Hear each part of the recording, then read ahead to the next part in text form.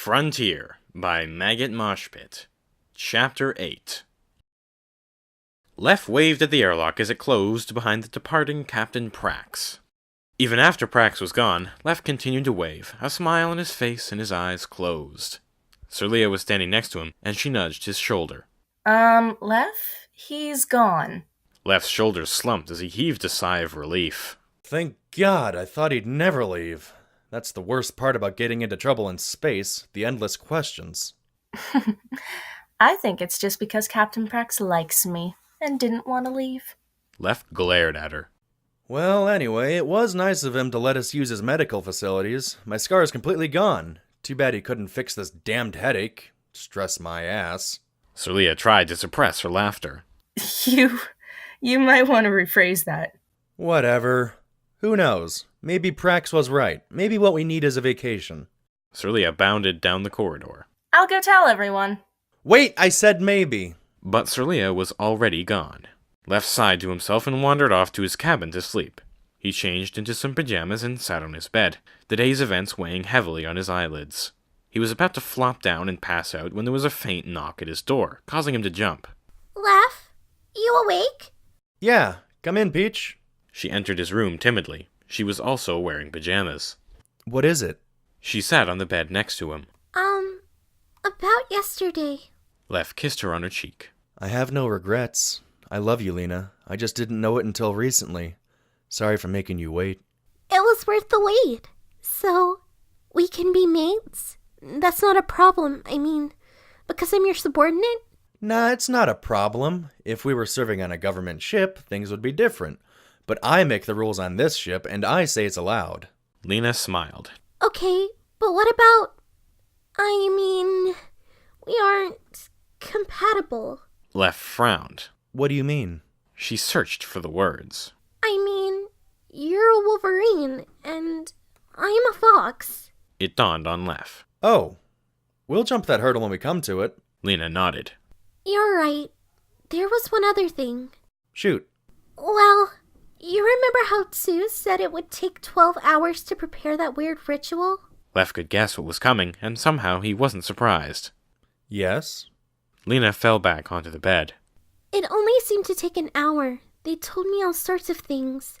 They asked me to summon the evil gods to come save me. Then they explained how after the ritual, There's no way to sugarcoat it, Lef. They were going to cook and eat me. Lef was shocked. He didn't see that coming. Or then again, maybe he did. He lay back beside her. Are you okay? They didn't hurt you? She shook her head. Sue saved me in time. I think it was just a scare tactic, though. Lef stared at the ceiling as he tried to pin down the strange feeling he was having. I'm not so sure. They lay in silence for a while, enjoying each other's company. After a minute, Lef turned his head towards Lena, and she turned to look at him. What are you thinking? Lef grinned. I'm thinking it's late. Time for sleep. Come on, back to your bed. Lena crawled under the blankets.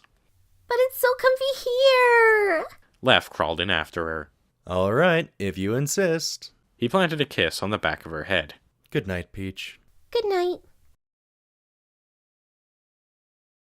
Sirlia had outdone herself. When Lef awoke the next morning and went to the cockpit, he found she had everything planned. As he entered, she tossed him a data pad. Look, it's perfect. Lef scanned the contents of the pad. The pleasure planet of Coron 4? Experience the beauty of our crystal sand beaches, the flavor of our delicious seafood, and the challenges of our tall mountains? Sirlia, this all sounds very expensive. I doubt many of the colonists could afford it. She twirled in excitement. Ha! I knew you'd say that. Zach, tell him. Zach sipped his coffee and scratched his head. Well, I called my parents, and they said they'd pay for it. They said, "We always said you need to take breaks sometimes," and then they gave me the money. Lef looked at the prices on the pad. How much did they give you? More than what you paid for the ship. Lef sat in the captain's chair, something he installed himself, as the old captain's chair was just the pilot's seat. Why didn't your parents just buy you a new ship? Zach put down his cup. His voice took a lower, more reserved tone. My parents don't believe in giving me much money, even if they are filthy rich. Lef shrugged. It's understandable. I guess. They are really rich. Couldn't hurt to loan me some money for a new car. Lef looked over the digital ad again. He was starting to like the idea. How far is it? I don't want to take too much of a detour. Sirlia was already plotting a course. It's only 3 days off course. I don't know. 3 days? She whirled on him and gave her best evil eyes. We haven't had shore leave in a month, and even then it was cut short. Lef knew she was right. The colonists were beginning to get a little stir-crazy, and after the latest incident, they were more on edge than ever. All right, fine. But don't blame me if it's run by some crazy cult, or if all the people there are Cyrus's, or Zack steals an old guy's wallet. I told you I didn't steal Jenkins' wallet. Lef chuckled as he flipped on the intercom. Good morning, this is your captain speaking, and do I have some wonderful news for you. We are currently en route to Coron 4 for some much-needed R&R. Data on Coron 4 can be found on file, but I assure you it looks wonderful. And don't worry, everything has been paid for. Lef switched off the intercom as the excited chatter from the colonists became audible. The 3 days passed quickly, and soon the Frontier, the exterior of the ship looking like it needed a vacation as much as the people inside, dropped out of hyperspace just outside the Coron system. Feldo, Lena, and Lef were in the cockpit, and Lena set a course to the 4th planet in the system. Feldo was scanning the planet from the engineering station as he chattered excitedly. I've never been to a pleasure planet before my days as a pirate. Oh, I hope they have balconies in the rooms. We're all getting our own rooms, right? Lef searched the computer for Coron 4's hailing frequency. Yes, and they'll have balconies. Feldo looked over his scans. Whoa! For a planet with an average population of only 100,000, they sure spread out the facilities. Lena lay back in her seat as the ship flew towards the planet. It's to keep the population density low to prevent overcrowding. Yeah, the downside of that is we have to split the ship into 2 groups, each one going to a different resort. Thankfully, I've had plenty of time working out who goes where. The comm beeped. Hello, this is Coron 4 Ground Control. Welcome to Paradise. What can we do for you? Yes, hello. We would like to set down for shore leave. We have a reservation. The man on the other end sounded almost too ecstatic. Ah, you must be the Frontier. 4-day stay, 68 persons, 15 couples rooms, 38 single rooms, all expenses paid. That's us. Always a pleasure to serve the brave colonists, boldly going where no one has gone before. Ah, please transmit your reservation code and we'll open a hangar for your ship. The transmission ended. Lef transmitted the code and received coordinates for the hangar. This is going to be fun. Lef said to no one in particular. Lena threw the door of the room wide open and ran inside excitedly. Wow! It's so nice! Whoa! Look at that bed! It's huge! Lef came puffing behind her, lugging 3 bags with great difficulty. Yeah, real nice. He dropped the bags and sat in an authentic Atrian-made sofa. Ah, much better. What's this? A bottle sat on the table, 2 wine glasses next to it. Lef picked it up and examined the bottle as Lena went out onto the balcony. Lef! The view is beautiful! She ran back inside and grabbed his arm. You've got to see this! Lef opened the bottle and poured 2 glasses. Compliments of the establishment. They stepped out onto the balcony, wine in paw. From their high perch, they could get a good view of the entire resort. The planet was very large, and 80% of it was covered in water. Most of the land masses were large islands. The planet used to be racked with storms and 100-foot waves, but a huge terraforming operation had made it habitable. The result of the strong weather was the finest sand and smoothest hills, and volcanic activity had created a mountain range along most of the equator, perfect for climbers. Looking down, Lef could see the building was only a few meters away from the beach. The beach itself was not crowded, and a seafood vendor was set up right on the sand. Other than that, there was a water polo game going on. At least, Lef thought it was water polo. Boats for guests to use, and children running left and right. The sea was completely flat, and tinged purple, the same color as the sky. There was no wind and no water currents as a result of the terraforming, and this meant no waves and no surfing. But the trade-off was worth it. Lef put his arm around Lena's waist. It is beautiful. Not going to drink that? Lef took a sip of his wine. Lena swirled her glass and looked into it. I just don't drink much. Just don't drink too much at once. It'll burn. Lena took one tentative sip. That tastes good. It does kind of burn, though. Lef downed his glass and placed it on the railing. Let's get down there, shall we? Feldo stood in the lobby, completely lost. He looked around at the people walking back and forth, spotting at least 5 different alien species, including humans and Atrians. Aside from them, he saw Yarans and 2 others he didn't recognize. Thanks to a rather high-tech translation device he had been given, he understood all that was said. He was wearing a shirt Zack had given him. Zack said it was called a Hawaiian shirt, and Feldo thought it looked nice. But he was getting weird glances from some of the humans. Feldo looked around, unsure of where to go next. Up to his room? The beach? A bar? A restaurant? A voice behind him made him jump. Lost? He spun around. Standing before him was an Atrian woman, a pine marten with caramel-colored fur and dazzling blue eyes. She looked uncannily familiar. No. I can't decide what to do first. The pine marten smiled warmly at him. Well, going by how exhausted you look. Something relaxing, maybe? She extended her paw, and they shook. I'm Terry. Nice to meet you. Feldo smiled back. I'm Feldo. I just arrived and all this is, rather daunting. Well, I was just about to hit the beach. You could come with me. Feldo was liking this vacation more and more, though something nagged at the back of his mind. I'd like that. Terry and Feldo strolled along the warm beach, enjoying the warmth. Terry's loose clothing flowed as she walked. So, tell me about yourself, Feldo. Not much to tell. I've been an engineer on a cargo ship called the Frontier for the past month. We're transporting colonists. Funny. I'm a fleet captain. Feldo's eyes widened. Really? Terry laughed. I'm the captain of a tiny cargo fleet. Took me a year to save up for this vacation. I started as a lowly pilot, but worked my way up, and now I'm here. What about before a month ago? Feldo looked away. I was on a different ship. Oh, come on! What was it like? Tell me about your adventures! There's nothing to tell. Terry slapped him on the shoulder lightheartedly. I don't believe that for a second. Well, I have no stories about my time before I got aboard the Frontier, but just a few days ago we ran into some pretty crazy stuff. Terry grabbed onto his arm and pulled him towards a seafood vendor. Tell it to me over some giant shrimp! Whoa, what's shrimp? You'll love it! Soon Feldo sat across from Terry with a large plate of shrimp and a glass of passion fruit juice in front of him. He picked up one and sniffed it. Terry giggled. Oh, it won't bite. Go on, try it! He took a bite and then began devouring shrimp after shrimp. Terry laughed and began eating her own shrimp. See? Told ya. Feldo stopped eating for a breath. Man, this might be my new favorite food.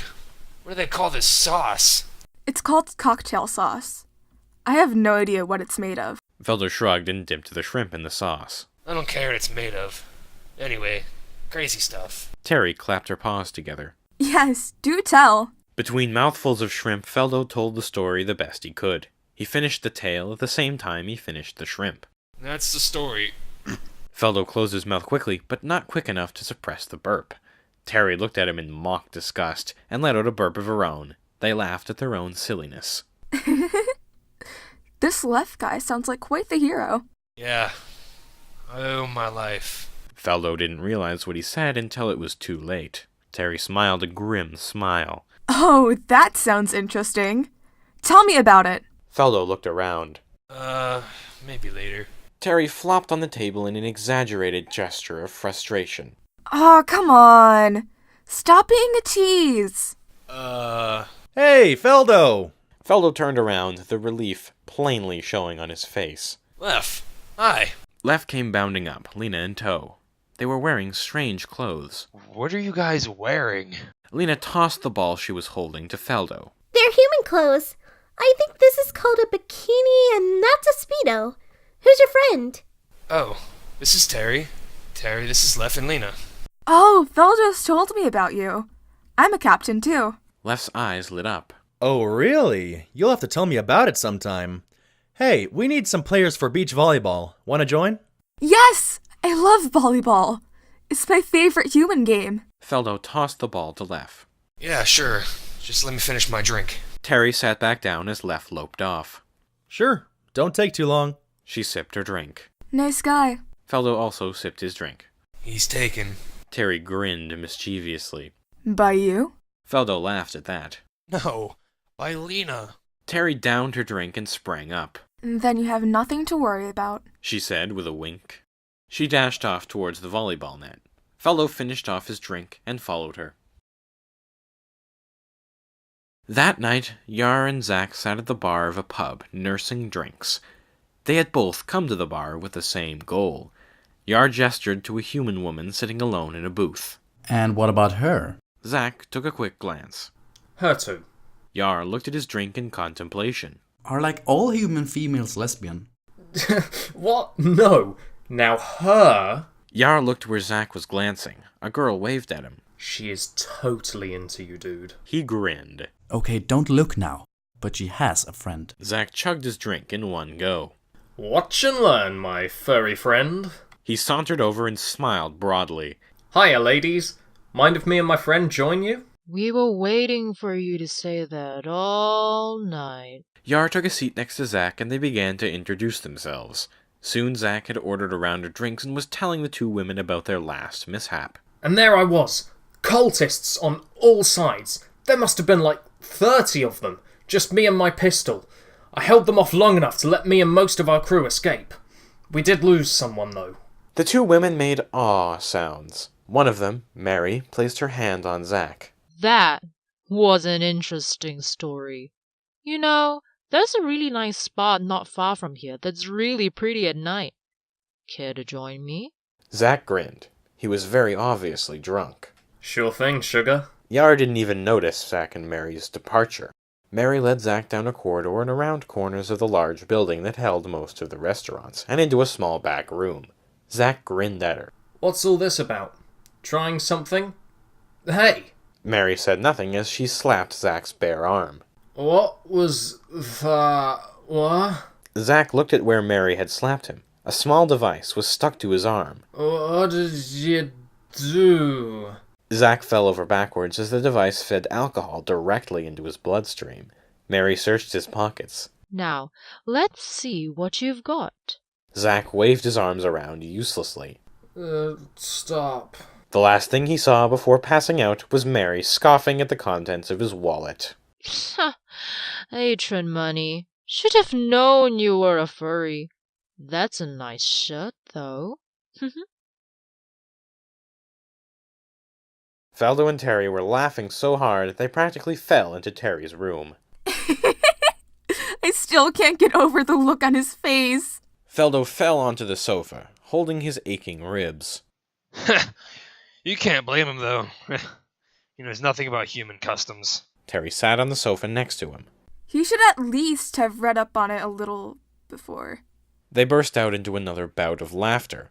When they finally stopped, Faldo noticed Terry's paw on his leg. She looked into his eyes. Faldo, you thinking what I'm thinking?